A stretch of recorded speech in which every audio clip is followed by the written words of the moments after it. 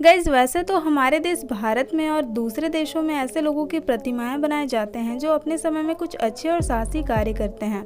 लेकिन हमारे पड़ोसी देश चाइना में अलग अलग जगहों पर दो प्रतिमाएं बनाए गए हैं जो कि एक महिला और एक पुरुष की है। पर मैं आपकी जानकारी के लिए बता दूं कि ये प्रतिमाएं चाइना वाले इसलिए नहीं बनाए हैं कि वे उन प्रतिमाओं की पूजा करें, बल्कि वे लोग तो इन दोनों लोगों की प्रतिमाओं से हद से ज़्यादा नफरत करते हैं।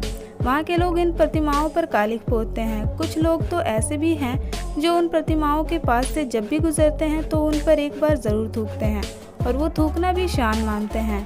कुछ ऐसे भी शरारती लोग होते हैं जो इनके ऊपर टॉयलेट तक कर देते हैं।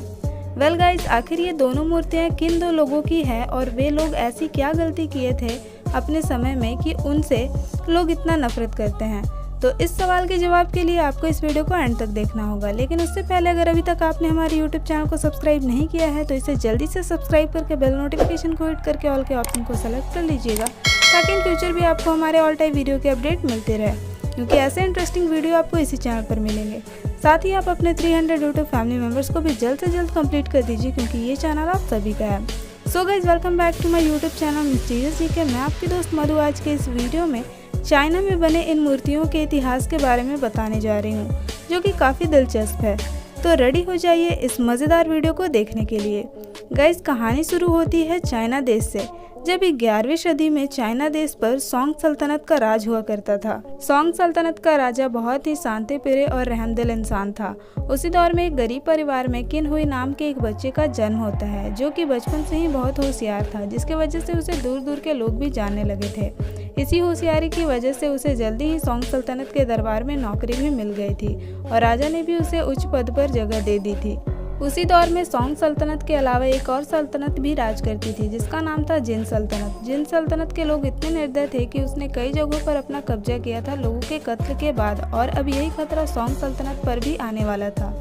और जैसे ही ये बात सोंग सल्तनत को पता चला, राजा ने जिन सल्तनत से समझौते की बात करने के लिए सोचे, क्योंकि राजा शांति चाहते थे। वे किसी भी हाल में किसी तरह का युद्ध करना नहीं चाहते थे, इसलिए उन्होंने किन हुई को जिन सल्तनत से समझौते की बात करने के लिए चुना, क्योंकि राजा किन हुई को सबसे समझदार और ईमानदार इंसान समझते थे।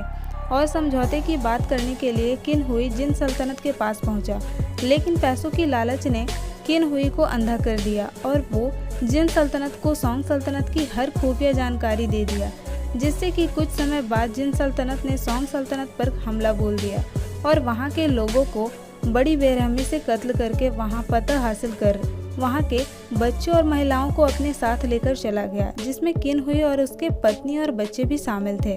लेकिन एक अच्छी बात ये थी कि सोंग सल्तनत के एक राजकुमार किसी ज़रूरी काम से दूसरे जगह गए थे, जिससे कि वो बच गए थे। जब वापस आकर राजकुमार ने देखा तो उसकी पूरी सल्तनत बर्बाद हो चुकी थी, और ये सब कुछ देखकर उसे बहुत गुस्सा आया और उसने अपने कुछ बचे हुए सैनिकों को लेकर फिर से उन जगहों पर अपना हक पाने के लिए उन सैनिकों को तैयार कर रहे थे। वहाँ के लोग तो पहले से ही जिन सल्तनत की क्रूरता देखकर गुस्से में थे, तो उन्होंने नए राजकुमार का पूरा सहयोग किया और एक बार फिर से युद्ध हुआ दोनों सल्तनतों के बीच। और इसी युद्ध में एक वीर योद्धा भी सामने आया, जिसका नाम था यूफी।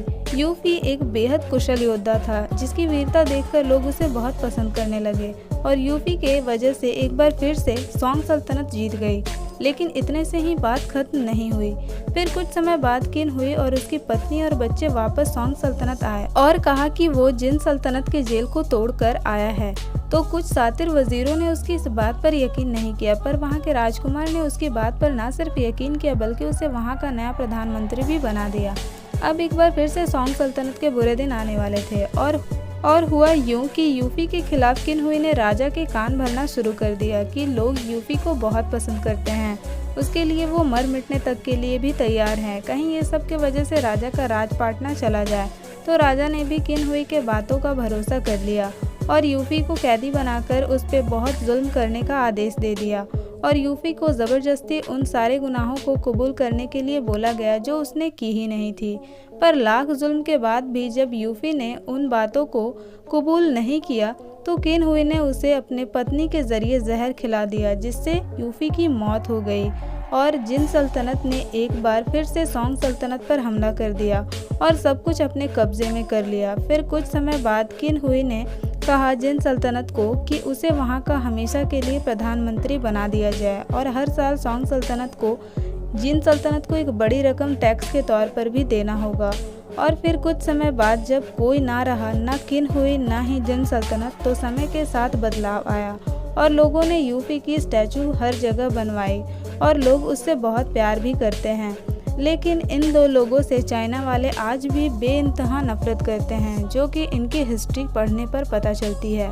सो गाइज, आई होप कि आपको ये वीडियो पसंद आया होगा। अगर हाँ तो इसे एक लाइक कर दीजिएगा, साथ ही कमेंट करके बताइएगा कि आपको वीडियो कैसा लगा और इस वीडियो को आप अपने फैमिली फ्रेंड्स में भी शेयर कर दीजिएगा ताकि उन्हें भी पता चल सके कि आप कितने मज़ेदार वीडियोस देखते हैं। ऐसे और भी इंटरेस्टिंग वीडियोस के लिए हमारे चैनल को जल्दी से सब्सक्राइब करके बेल नोटिफिकेशन को हिट करके ऑल के ऑप्शन को सेलेक्ट कर लीजिएगा ताकि इन फ्यूचर भी आपको हमारे ऑल टाइप वीडियो की अपडेट मिलती रहे।